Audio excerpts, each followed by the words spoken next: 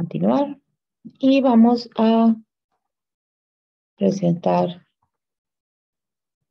un poquito cómo analizamos los datos.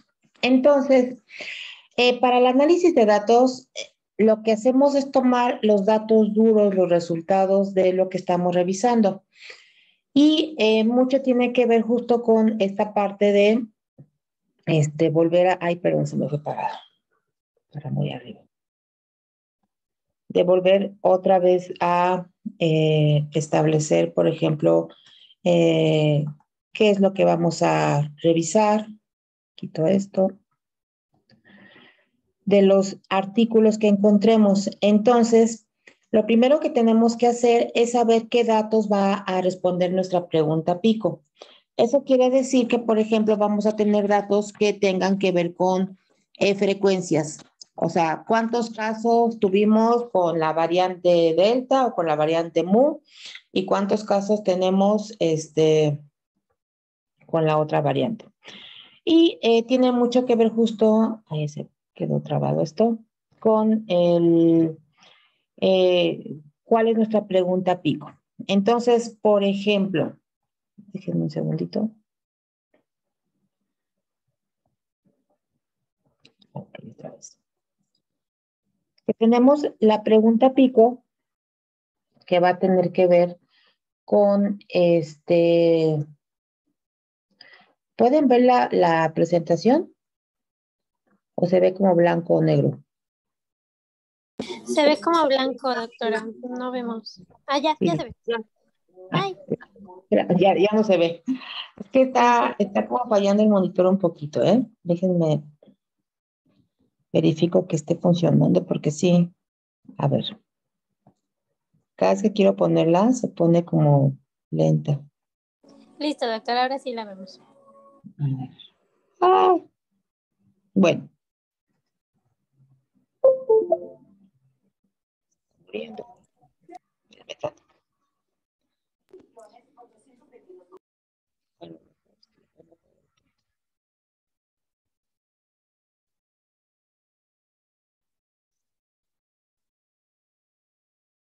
Sin proyectar. A ver, ahí.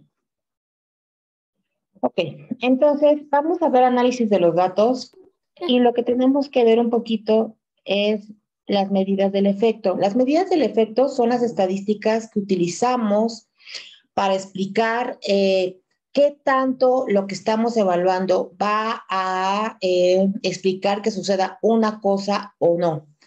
¿Qué quiere decir? Que vemos el efecto grandote. Y la idea del metaanálisis es precisamente sumar muchos estudios para tener realmente el efecto que vamos a destacar, ¿no? Por ejemplo, la intervención tal sí disminuye la mortalidad en un 80% de los pacientes con cáncer. Y dices, ay, no, pues está súper padre.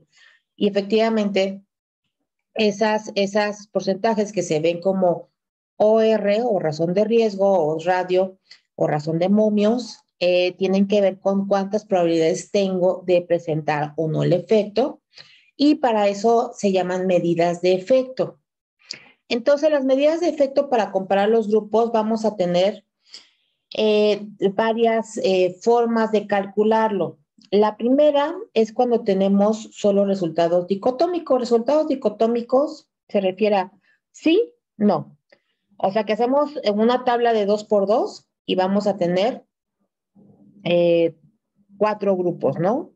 Los que reciben la intervención, los que no reciben la intervención y lo que estamos comparando. Imagínense que esto si fuera pregunta pico, tendríamos ¿cuál es el efecto del parto? ¿Cuál es el efecto de tener menos de 18 años para tener un embarazo pretérmino? El resultado sería embarazo pretérmino. La otra posibilidad es que esté a término. El grupo de comparación es los que tienen más de 18 años. La I, como de intervención, pero en este caso es solamente un grupo, es la edad menor de 18 años. Y vemos que tenemos un cuadro de 2 por 2, que es dicotómico. Esos serían unos resultados dicotómicos. Para nosotros hacer el cálculo utilizamos razones de riesgo, diferencia de riesgo o radio. Depende un poquito de lo que queramos encontrar. Y la interpretación va a depender de cómo obtengamos el valor. Por ejemplo, con estos datos, la razón de riesgo nos sale en 1.79. Eso quiere decir que aumenta el riesgo 79% de tener embarazos pretérmino en pacientes que tengan menos de 18 años. O si obtenemos ORs, nos va a salir que tenemos 2.06. Eso se interpretaría como 2 veces mayor riesgo de tener embarazos pretérminos si tienes menos de 18 años. Y luego también tenemos las diferencias de riesgo. No se preocupen mucho por el cálculo, en el sentido de que lo que importa aquí es la interpretación, porque el cálculo lo podemos obtener con muchos programas. Bueno, ya la parte más finita que sí estaría padre es hacer el cálculo. El cálculo es bastante sencillo, pero finalmente aquí lo que importa mucho es la interpretación. Y la diferencia de riesgos también la interpretamos como que si tenemos ningún efecto que sería igual a 0 y mayor a, aquí obtuvimos un 0.11, es aumenta el riesgo del evento 11 puntos o frecuencias naturales. O sea, ahí puede ser 11 puntos de la escala que estén midiendo o 11 puntos veces más en los eventos, ¿no? Y esto nos dice, bueno, entonces yo lo interpretaría como que 2 veces mayor riesgo de tener embarazo pretérmino, pues es algo importante. Ahora, cuando yo tengo medias, cuando yo tengo valores continuos, no solo sí o no, sino tengo escalas que miden severidad, que miden números. Por ejemplo, edad. Tengo un grupo de 60 años y otro grupo de 80 años. Tengo promedio, desviación estándar. Tengo escalas de alguna prueba de severidad. O incluso tengo un valor de laboratorio como glucosa, perfil de tiroides. Cualquier cosa que sean números. Aquí yo puedo sacar el tamaño del efecto comparando las medias. Nada más para recordar, cualquier tipo de suma, multiplicación, resta que obtengamos, cualquier número de una distribución de la población, vamos a tener dos curvas, las curvas de Gauss. Entonces, generalmente cuando tenemos dos grupos que estamos comparando, si estos dos grupos desarrollan una curva de normalidad, vamos a ver qué tanto se separan. Entre más se separen, más vamos a ver una diferencia entre esos dos grupos que podemos atribuir a la intervención. Si los grupos están muy juntitos, podemos pensar que la intervención no está haciendo nada y que los grupos están igual que antes, ¿sí? Entonces, lo que hace esta prueba es literal.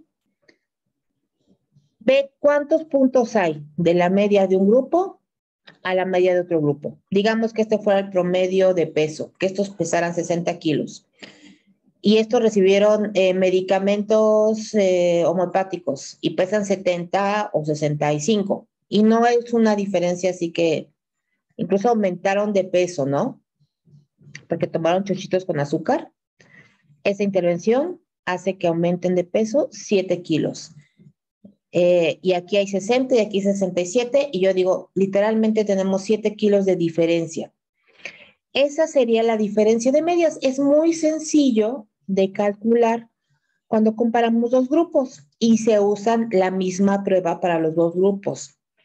Ahora, ¿cuál puede ser el detallito aquí?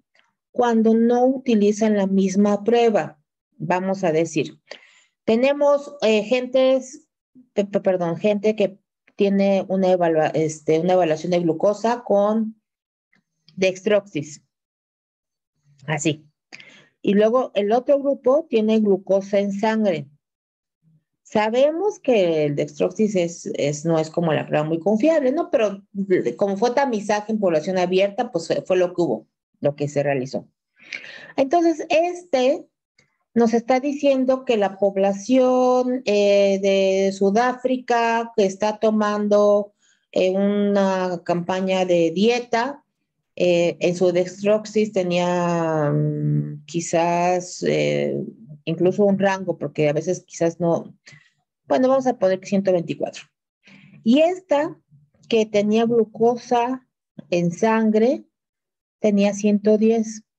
Aunque los niveles de glucosa en teoría son similares, como el método de evaluación no fue el mismo, estaría en un error comparar dextroxis con glucosa central. Y entonces, ¿qué hago? Hago diferencia de medias estandarizada, ¿sí? Vamos a tomar en cuenta, por ejemplo, esta es una media de bloqueo epidural y esto es, digamos que medimos dolor. Y con el otro grupo le hicimos un bloqueo y el otro grupo recibió respiración diafragmática como entrenamiento.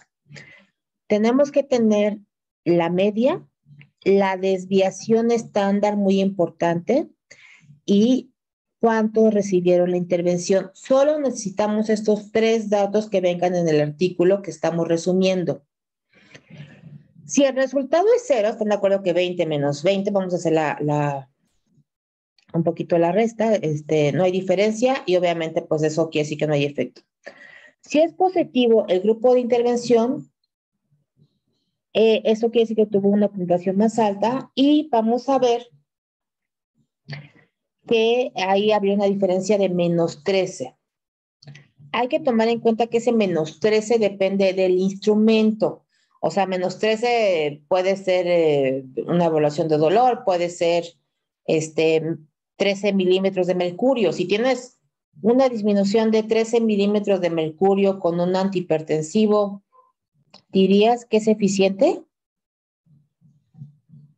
en la tensión sistólica?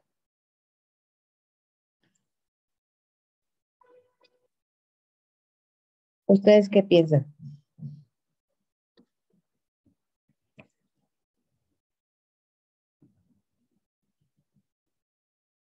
¿Ya vieron los nuevos criterios de diabetes? Ya los acaban de sacar hoy.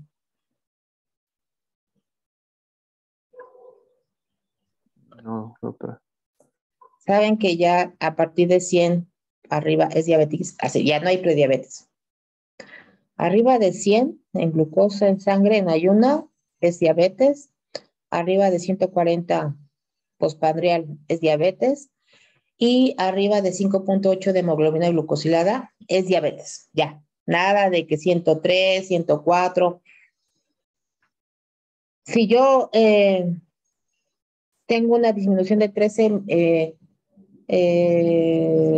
puntitos de glucosa, pues a lo mejor no es mucho. Y a lo mejor digo, pues, como que, y el tratamiento cuesta muchísimo dinero. Lo vamos a revisar, pero ese es el nuevo efecto que tiene un antiviral para COVID que acaban de autorizar la FDA. Baja nada más, creo que el riesgo de mortalidad y hospitalización como 8 puntos porcentuales y con un rango muy alto de desconfianza. Bueno, entonces, generalmente es importante tomar en cuenta cuál es el análisis de sensibilidad, podemos hacer cuál es el desenlace que nos interesa. Esto de covarianza es un análisis para ver qué tanto se están, por así llamarlo, afectando las medias que tenemos por otros factores o se afectan mutuamente. Y la desviación estándar no es posible inferirla. Si el artículo no trae desviación estándar, qué triste, no puedes usar sus datos.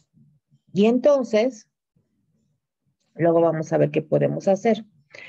Entonces, el metaanálisis lo que hace es que tenemos que tener estudios muy similares, ese es el gran reto. Estudios que midan lo mismo y de preferencia con la misma prueba aunque sean con diferente población, ¿no? Consideramos ya lo que veíamos la clase pasada, sesgos, y que los datos estén en el artículo. Entonces, lo primero que vamos a hacer es identificar los datos, compararlos y ver cuáles vamos a usar como medidas de efecto, obtener los datos de cada estudio y combinar los resultados para utilizar una medida de efecto. Eso se llama promedio ponderado. Ahorita les voy a enseñar cómo se ve. Nos va a dar el resultado de cada estudio y además nos va a dar una medida de precisión o incertidumbre, que es la varianza del efecto o la desviación estándar al cuadrado. La varianza, nada más para recordarles, seguro lo vieron en salud pública, es la desviación estándar al cuadrado. ¿Qué quiere decir una varianza grande? Es que tu desviación está muy grande y tu curva está toda grandota, y a una curva grandota no le creemos tanto. Lo ideal es que la desviación estándar sea chiquita y por ende la varianza sea chiquita, ¿sí? Y generalmente lo que podemos comparar entre dos curvas, lo que comparamos en realidad es la varianza, qué tanto la curva de una varía con respecto a la otra, además del promedio. Tenemos también la varianza inversa, es un método estadístico cuando utilizamos, no es como la principal opción, se obtiene una estimación para cada estudio y cuando tenemos muy poquitos eventos, en datos dicotómicos utilizamos Mantel y Hensel. Mantel y Hensel es una especie de chi cuadrada. La chi cuadrada es cuando comparamos frecuencias, pero Mantel y Hensel es todavía más exigente con los datos. Y depende un poquito, ya con datos pequeños es lo que utilizamos. Otro tipo de estudios, estos ya finalmente son estudios más complejos. Ahorita vamos a ver nada más los básicos, pero para que los conozcan. Cuando tenemos efectos de intervención pequeño, utilizamos PETO, que los eventos no son particularmente frecuentes y los estudios tienen grupo experimental y control de tamaño similar. Y también podemos hacer análisis de sensibilidad. ¿Qué es análisis de sensibilidad? ¿Qué tanto yo estoy detectando errores en que mi muestra sea muy diferente? Y si yo cambiara un poquito el dato, ¿qué tanto mejoraría o qué tanto no? Y además, es una manera de ver qué tanta heterogeneidad hay, qué tanta diferencia entre los grupos. Muy bien.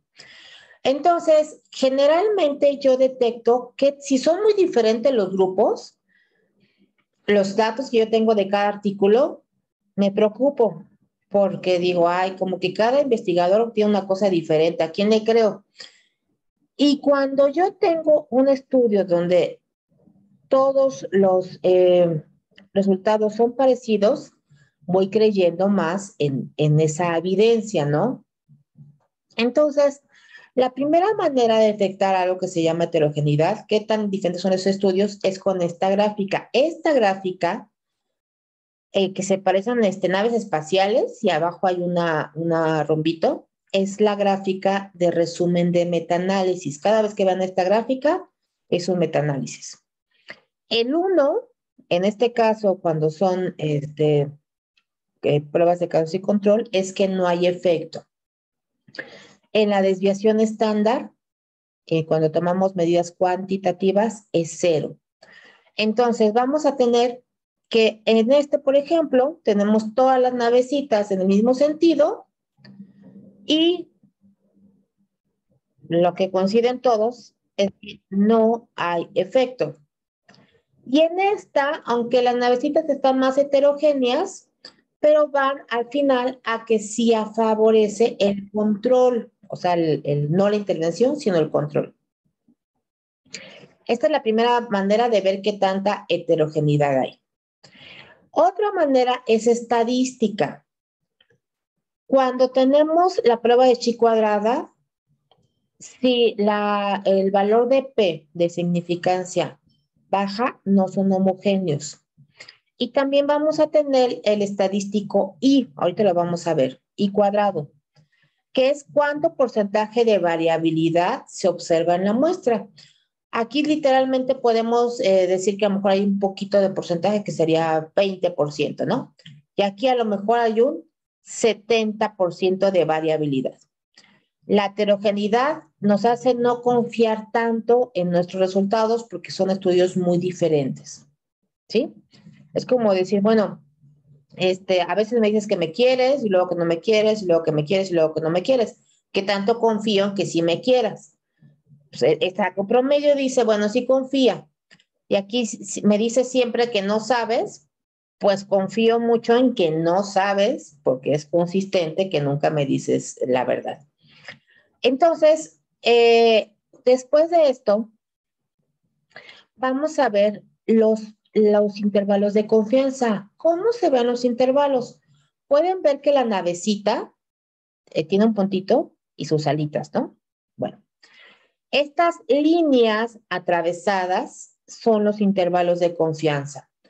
Para fines generales, entre más larga es la línea, menos le creo al estudio.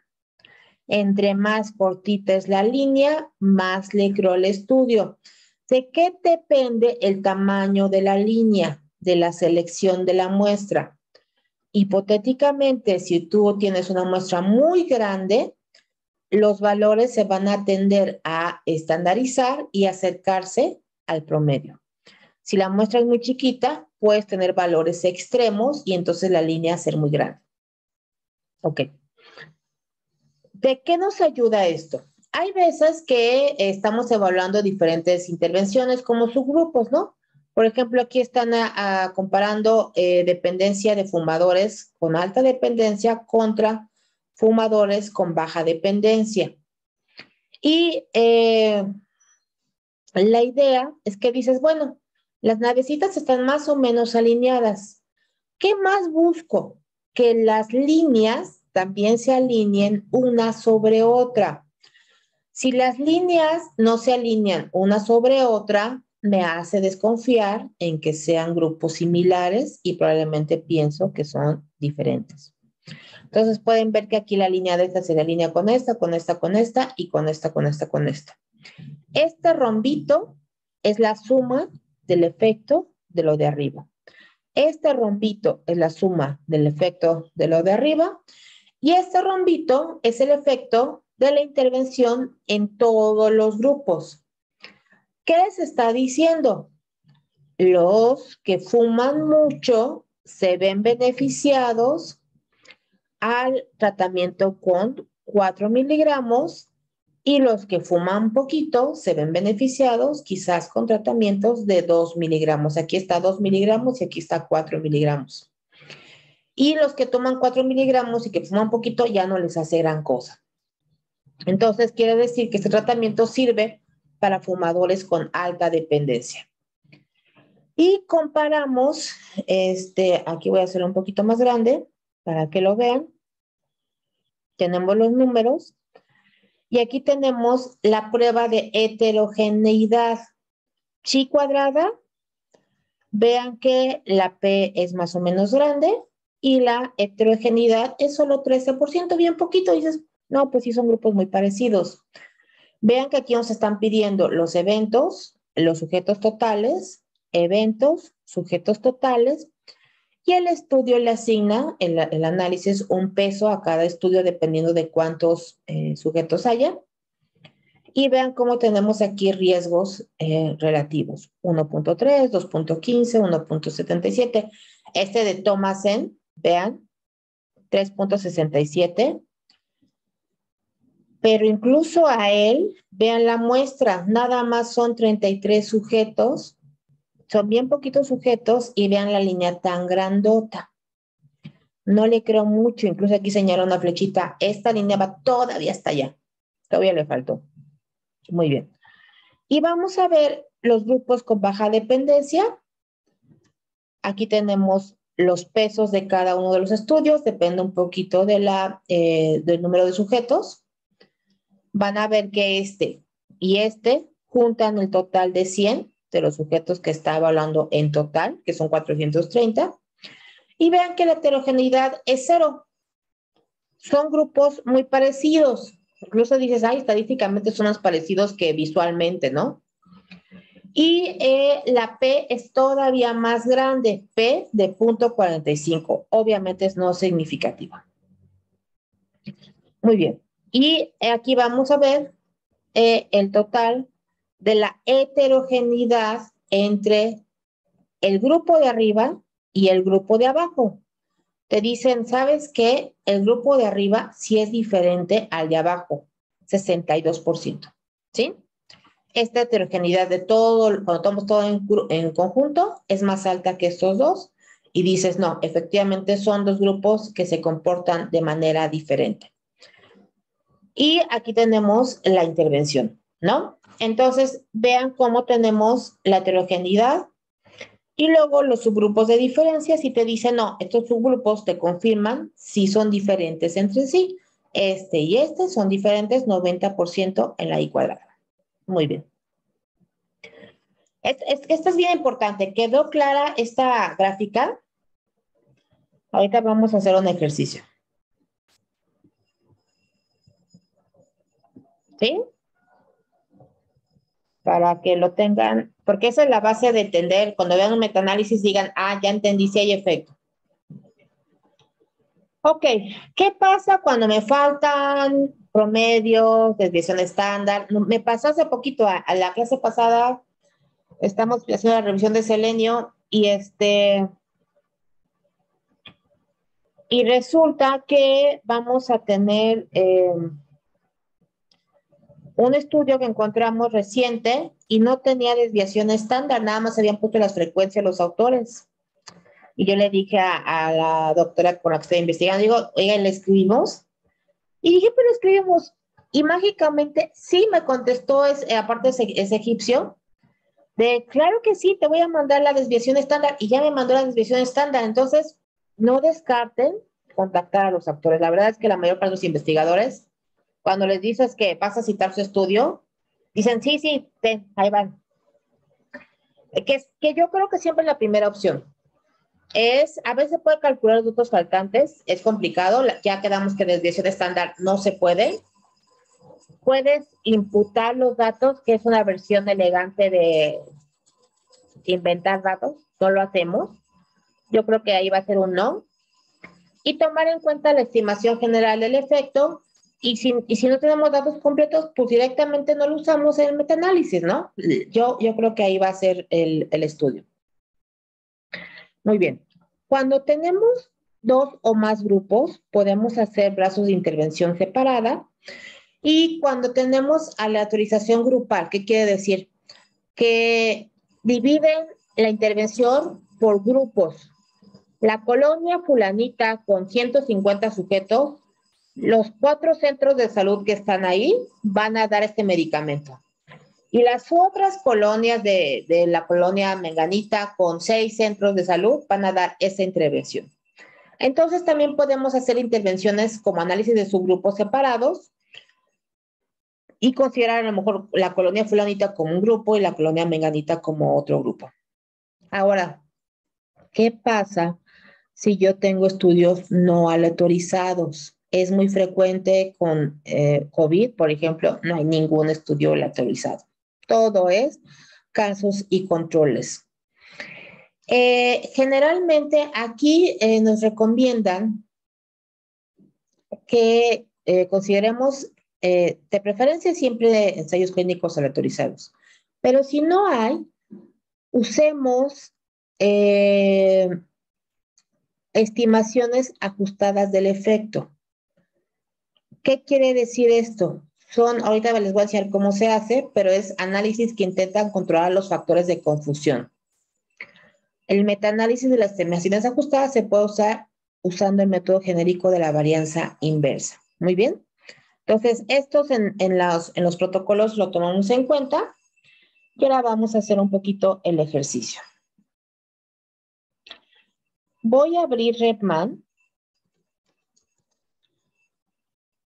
Muy bien.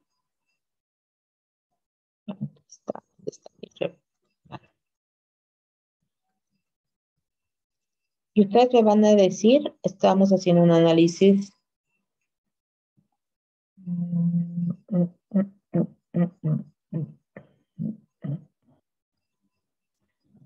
Ahorita se los comparto.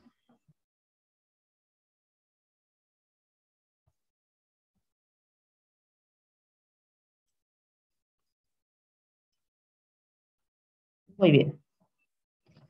Estos son los datos del metaanálisis que estamos haciendo. Muy bien. Aquí nos falta hacer, y eso es algo que estamos ahí trabajando. Aquí vean cómo nosotros ya ajustamos, tenemos los artículos que se han metido. Aquí, por ejemplo, ya evaluamos que estos son de alto riesgo porque todos, ninguno es estudio aleatorizado. Incluso aquí, todos son de alto riesgo porque son secuencias de casos y controles, no son aleatorizadas. Y nosotros estamos evaluando el impacto del selenio en los pacientes con COVID. Ahora les presentamos los primeros resultados. Quiero que vean esta, a ver si se puede ver más grande. No, creo que sí, ya más grande. Así como ven esta. A ver si van a imprimir.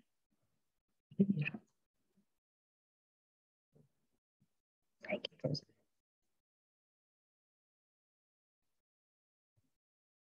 No, no. Esta es la comparación de selenio en sujetos sanos, niveles de selenio en sujetos sanos. Son promedios, niveles de selenio en pacientes con COVID. El número de sujetos. Aquí pueden ver que tenemos promedio, desviación estándar, el número de sujetos totales.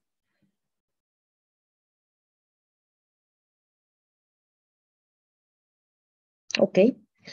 Y el porcentaje de las diferencias de medias.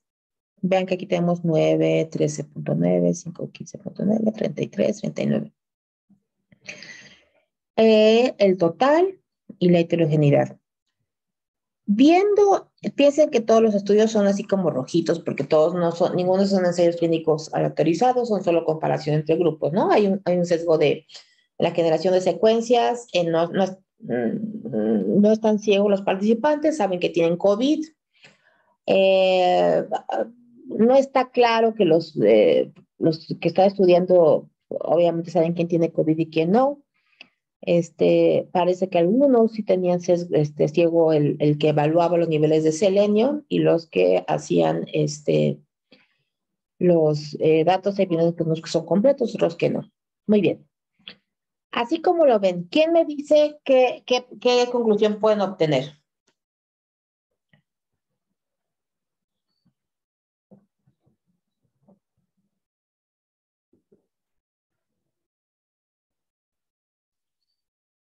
Si nadie quiere decir yo, no se preocupen, ahorita decimos quién.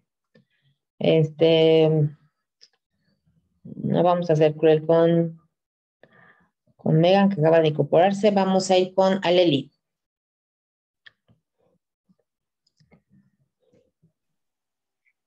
Pues en base a la gráfica, o sea, basándome en lo ya graficado, se podría decir que los 3 primeros son como los que más se acercan, ¿no?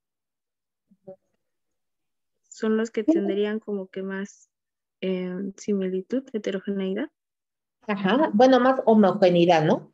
Bueno, sí, los 3 primeros son muy homogéneos, ciertamente, ¿eh? Los 2 últimos ya como que se van un poquito lejos, ¿no? Como pueden ver, no se traslapan las líneas. Este estudio no se traslapa su línea con la de arriba, ni con la de arriba, ni con la de arriba, ¿no? Bueno, es con la de hasta arriba, sí. Entonces, son estudios muy heterogéneos en ese aspecto. ¿Cómo lo verificamos? Vean el 86% de heterogeneidad. Los estudios son muy diferentes entre sí, sus líneas no se traslapan, aunque están todos como en la misma tendencia, son muy heterogéneos. ¿Dirías, Aleli, que los pacientes, aquí el control son los sanos y aquí el control son los COVID?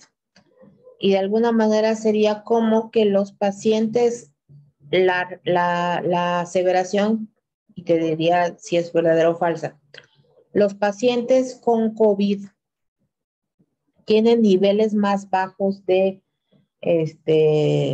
selenio.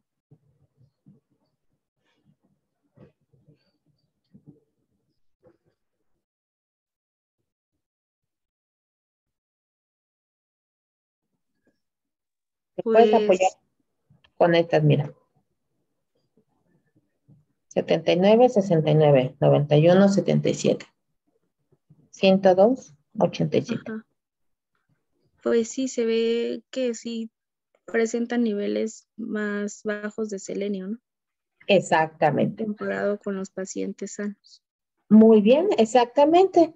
Y podemos ver entonces que este rombito que está aquí te dice, sí, los pacientes con COVID tienen niveles más bajos que los pacientes con selenio.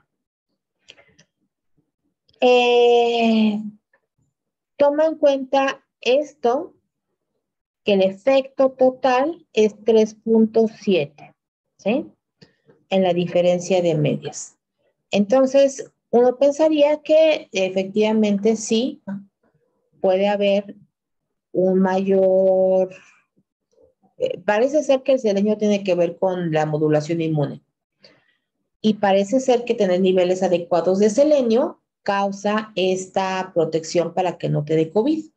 Entonces, esa fue la primera hipótesis. Vamos a irnos a los otros hallazgos. Entonces dijimos, bueno, ya encontramos que por lo menos los sanos sí son diferentes. Dijimos, eso está bien. Bueno, ¿por qué no vemos de los que tenemos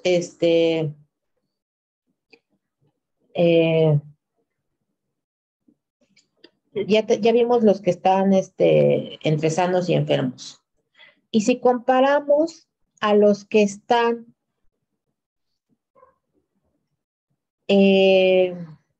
esto sigue siendo graves y leves, y esta fue nuestra discusión.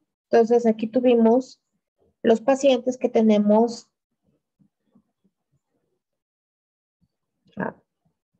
Aquí cambiamos la diferencia de medias por medias estandarizadas, pero en realidad son medias porque es la misma niveles de sangre. Y estos son efectos fijos y estos son efectos aleatorios. Entonces, como recomendaba el análisis, vamos a usar efectos aleatorios. Es la misma. Espérame. Y quería ver si me dejaba ver todo esto. Entonces, vamos a ver que pueden ver la gráfica de este lado. Aquí tenemos el peso de los estudios.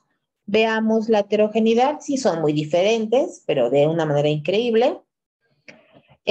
Vamos a ver que el tamaño del efecto no es significativo. Recuerden que estábamos viendo allá los valores de Z, que eran muy significativos. Aquí no. Aquí, como es también diferencias de media, el porcentaje de no efecto, de que no hay diferencias, es 0. Vean que el rombo está muy centrado en 0. Y luego tenemos estas navecitas que corresponden a cada uno de los estudios. Voy a agregar a PUR, que nada más para que vean cómo se modifica un poquito. PUR, en realidad es el mismo estudio, que por eso no nos falta quitarlo, pero PUR decía, los pacientes graves tienen mayores niveles de selenio que los que se morían. Y vean el nivel de... este es otro estudio que buscamos, de COCAC, donde son niveles muy, muy altos. Entonces resulta que hay estudios que dicen que los pacientes leves tienen niveles más altos, pero hay otros estudios que dicen no, los pacientes graves tienen niveles más altos. Y por eso vemos que son bien diferentes. Esto lo que nos dice es, no sabemos. Necesitamos tener dos estudios. Y hay una hipótesis biológica para esto. La intoxicación por selenio parece que causa problemas de la respuesta inmune, pero también tener niveles muy bajitos de selenio no ayuda. Y por eso quizás, esta es una cosa que vamos a poner en discusión, tengamos estos niveles arriba y abajo. Pero en realidad, lo que tendríamos que plantearnos es que ahorita nos faltan más estudios para determinar que en los pacientes con COVID el selenio tenga que ver en los niveles de gravedad. Y lo mismo ocurre con mortalidad. La verdad es que aquí tenemos un estudio, pero eso nada más aparece uno, donde pusieran los datos de mortalidad por niveles bajos y altos de selenio. Nada más había un estudio que decía de los de niveles altos cuándo habían muerto y los de niveles bajos cuántos. Y parecía que, pues sí, niveles bajos daban más mortalidad, pero nos quedaríamos con estos dos, ¿no? Sanos y enfermos sí hay diferencia, pero ya cuando hablas de gravedad hay un efecto como raro, paradójico. Entonces, pueden ver que yo lo único que obtengo de los artículos es promedio, desviación estándar y cuántos sujetos. Y literal es muy sencillo. Yo nada más agrego el estudio, meto aquí los datos y el programa me hace tanto el análisis, el metaanálisis, como el cálculo. Yo solamente tengo que saber si voy a usar medidas estandarizadas, quiere decir que son diferentes evaluaciones con diferentes instrumentos o diferencias de medias normales, ¿no?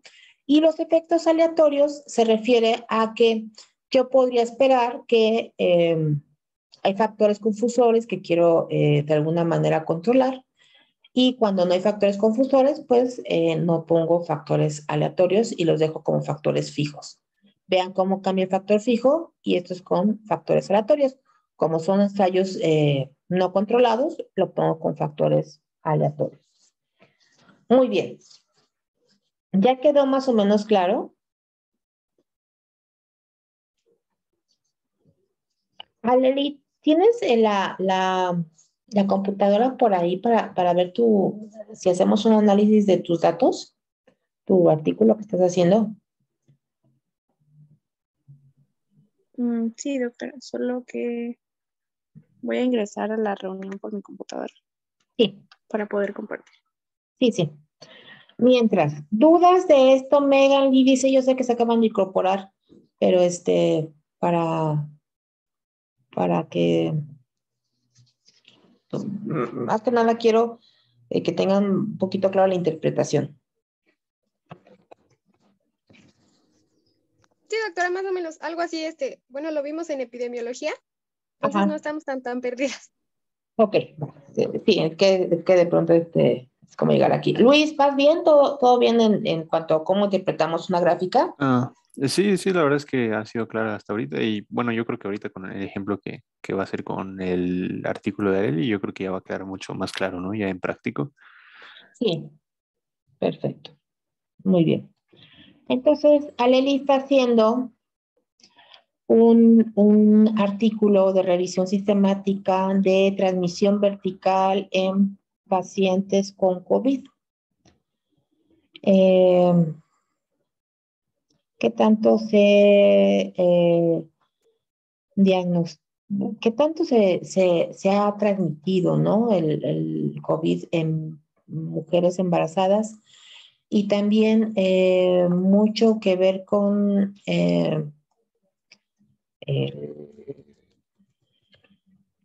hecho de que nazcan bebés con COVID solamente por transmisión vertical. Muy bien. Entonces ella ya hizo la parte que están haciendo, que es un poquito los análisis de datos y aquí tenemos su tabla. Yo siempre recomiendo, esta sería como poner en una tabla lo que están llenando con la hoja. Miren qué bonito. Estos son los artículos que haya revisado. Y entonces pueden ver que tenemos poblaciones, la verdad es que es bien raro la transmisión vertical. Vean que aquí, por ejemplo, hicieron un seguimiento de 4 pacientes y encontraron solo 4 pacientes que siguieron durante el embarazo. En el estudio de abajo, por ejemplo, que es una revisión sistemática, vieron cuántos estaban asociados a complicaciones, cuántas fueron cesáreas, por ejemplo, el estudio de Gupta, que es de los más grandes, que obtuvieron 108 casos positivos. ¿Y cuántos fueron cesáreas? ¿Cuántos fueron partos? Ella lo que está haciendo también es ver si el hecho de tener COVID o no tener COVID hacía que se hicieran más cesáreas o más partos. Entonces, como pueden ver, estamos tratando de analizar todo lo que es factible. Cesárea por término, un reporte de caso.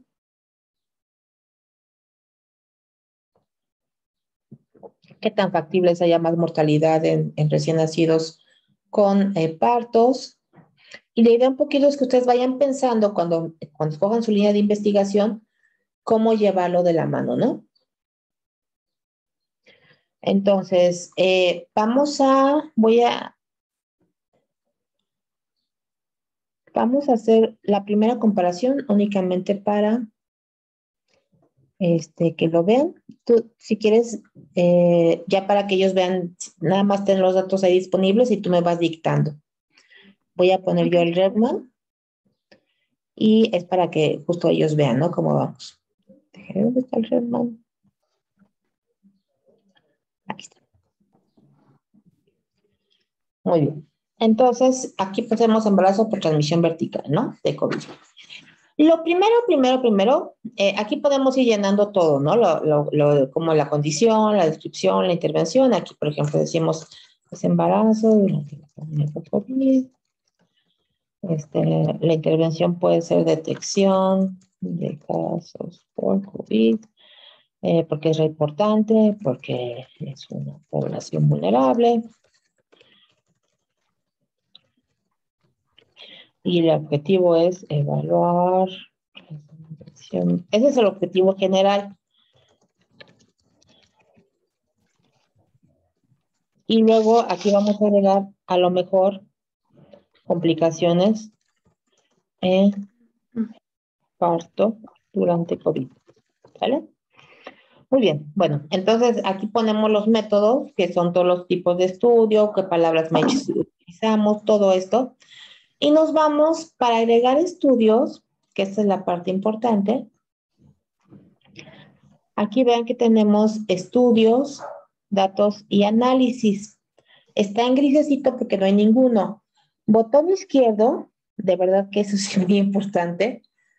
Agregamos comparación. Embarazo.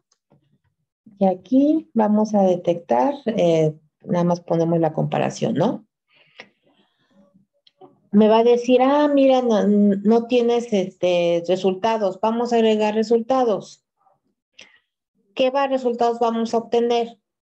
Puede ser dicotómico, continuo, lo que estábamos viendo de varianza genérica inversa. Vamos a poner que sean datos dicotómicos. ¿Qué vamos a ver? Partos contra cesáreas.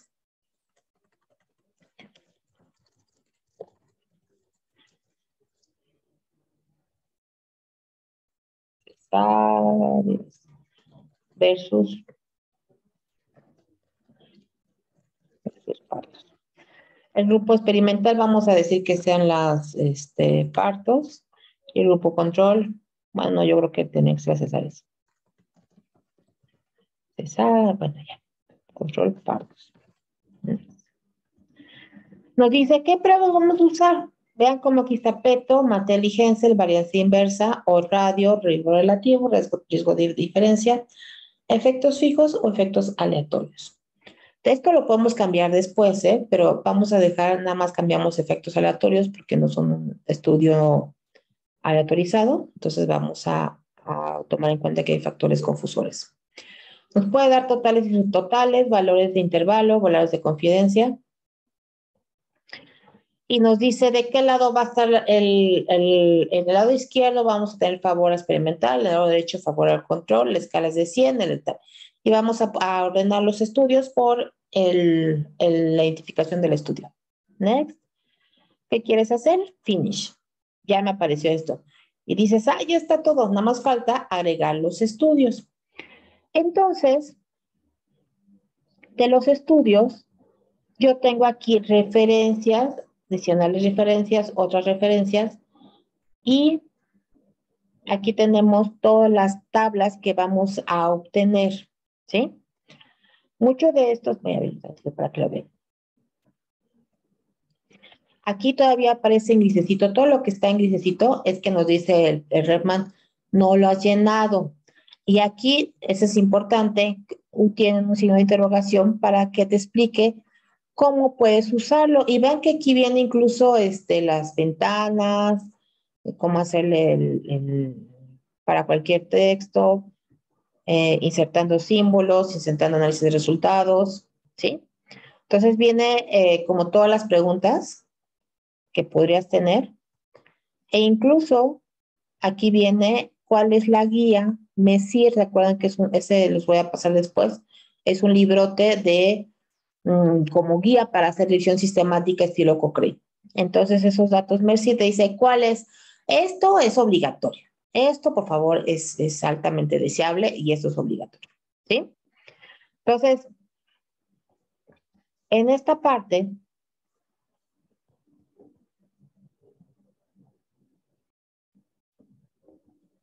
donde vamos a agregar, aquí donde aparece estudios y referencias, con el botón izquierdo ponemos agregar estudio. Y vamos a poner en la sección de estudios incluidos. Dime uno, Aleli, que evalúe embarazo y que tenga resultados de parto y cesárea. El apellido Ok. del primer autor. ¿Cuál sería? A ver, es Mona Mirbeek. ¿Del 2021 o 20? 2021. Muy bien. Next, next. Ah, incluso aquí les da opción de poner datos que no están publicados, que no están publicados solos. Estos están datos publicados, ¿no? Next, next, next.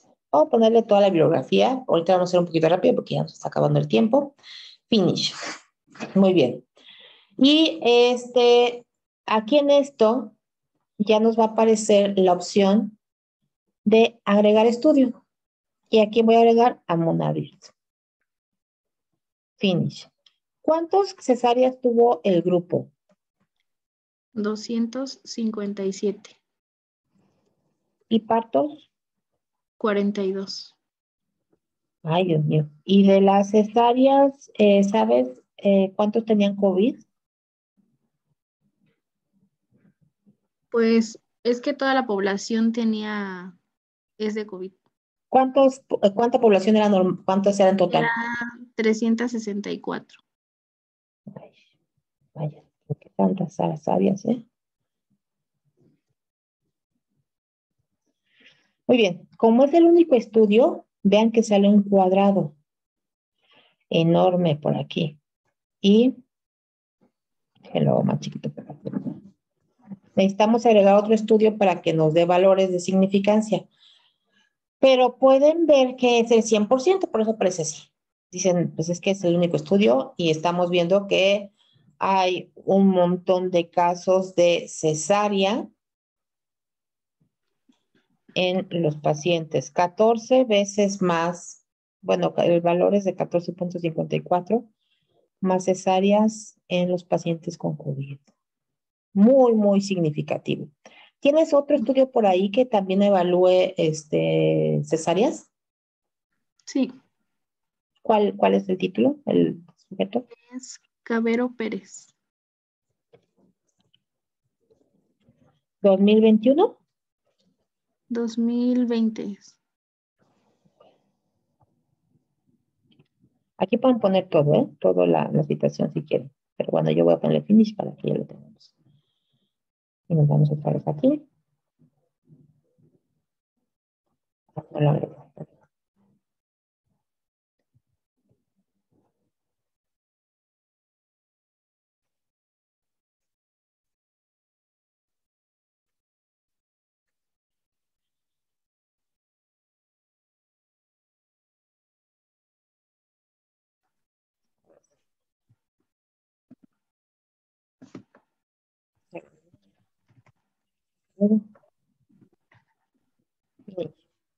Muy bien, de Cabero, ¿cuántos eventos cesárea tenemos?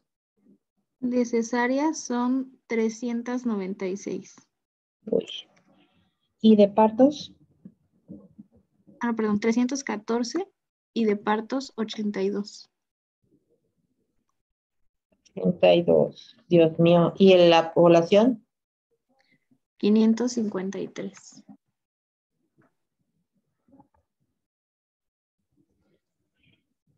Aquí en realidad generalmente son dos poblaciones, ¿no? La del grupo control y la del grupo, pero ahorita nada más para que vean lo que está pasando, pues la repetí, pero en realidad tenemos que buscar clasificar los que tienen intervención y los que no.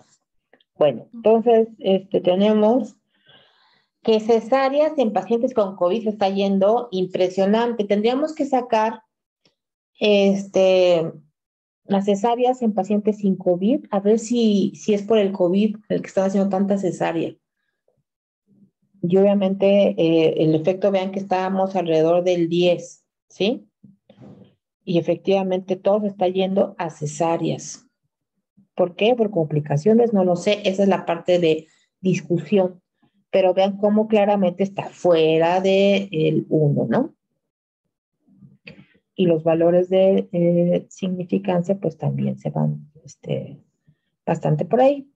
Esta es para ver la tabla y vamos a ver que tenemos 5.51 en el tamaño del efecto, muy significativo, y aunque la heterogeneidad es amplia, ¿no? Los estudios, entre más estudios tengas, a lo mejor bajamos la heterogeneidad, pero es bastante grande. ¿Dudas de esta parte? Que yo estoy impresionada de las cesáreas que están haciendo, ¿eh? La verdad. Y por No. ejemplo, pues sí, para poder compararlo,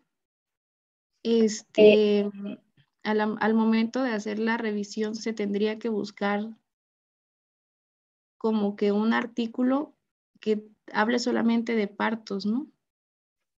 Podrías O buscar, más bien de personas como que sanas. exacto, tendrías que buscar cuántos, hay veces que lo citan los artículos, de ser reportado que antes las cesáreas eran el 15% de nuestra población. Ahí tendríamos que buscar un artículo que compare partos o cesáreas, no más bien cesáreas, en pacientes con y sin COVID. Literalmente ponerlo así como en el título, en la buscadora, ¿eh? Y podríamos comparar, o sea, ya nos queda clarísimo que todos se van por cesárea cuando hay COVID, ¿no? Parece que estoy impresionada. Pero si es por el Es que COVID, también, por ejemplo, es que pues como que analizando la información, la mayoría tuvieron parto pretérmino. Entonces, por eso es que yo creo que aumenta el índice de la cesárea. fíjate que otra comparación que podemos poner es cuántas fueron parto pretérmino y cuántas a término, así como la de adolescentes. Ajá, sí, yo creo que sí. Entonces, sí, podemos sacar esos datos y poner la comparación, porque a lo mejor fue por cesárea por parto pretérmino. Ahí a veces lo que es complicado es que no vienen todos los datos como quisiéramos, ¿no? Pero sí hay que revisarlo porque imagínense que estamos respondiendo una pregunta. Ya el COVID se asocia con parto pretérmino, que se asocia con cesárea, que se asocia con mayor mortalidad. Y eso lo vamos a ver en todos nuestros resultados en las tablas. Entonces va a ser interesante esto, ¿no? Y así, la idea es que ustedes vayan juntando, por eso tiene que ser como una misma pregunta, para que vayan juntando sus preguntas y vamos a hacer su análisis un poquito en esto. Muy bien, vamos a dejarlo un poquito por aquí, pero la tarea es dentro de su tablita, ya tienen que tener los resultados y la siguiente clase vamos a hacer ejercicios de análisis de datos, ¿sí? Porque esa va a ser como al índice y a Megan les voy a pasar este es un documento que estábamos haciendo fue la semana pasada. Viene el formulario. Este es un formulario para obtener datos de un artículo. Escojan un artículo, el que quieran, nada más que sea de COVID, porque al ratito, por cierto, voy a tener reunión con Lucía. Lucía Bascal es con la que estoy llevando el proyecto de acceso COVID, nada más para recordarles por qué estamos haciendo esto. Bueno, aparte de aprender, ¿cuál es? Estamos en un proyecto con la Universidad de San Francisco haciendo algo que se llama la página Acceso COVID. Entonces, esta página es de información. La idea un poquito es que ustedes participen en esta página con sus revisiones sistemáticas. Vean cómo tenemos los artículos. Y aquí está Grecia para que vean. Grecia nos está apoyando. También me va a apoyar ahorita cuando llegamos al punto de, miren qué bonito. Aquí está Grecia, luego aparte sale al principio, siempre ya. Pero nos va a apoyar un poquito para hacer justo el seguimiento, ¿no? Entonces, la idea es que ustedes también ya salgan aquí con estos participantes. Estos fueron los de la generación pasada y la idea es que ustedes ya sean de la generación nueva. De llenar esta página y tener, la idea un poquito es que hagamos una revisión sistemática, pero van a ser resúmenes semanales. Estos resúmenes semanales tienen diferentes líneas, nada más si les pido que sea de COVID, porque la página es de acceso COVID. Ustedes con otra cosa que quieran estudiar de COVID, aquí tenemos salud mental, aquí tenemos ya, y van formando resúmenes, que esos resúmenes los vamos integrando a una base de datos, y esos resúmenes al final, como son la misma línea, hacemos revisión sistemática. Entonces, tienen participación en la página, tienen participación en el proyecto y tienen participación en un artículo, ¿no? Que la verdad la revisión sistemática es algo bonito y interesante. Muy bien, este era el comercial de hoy. Al ratito tengo reunión con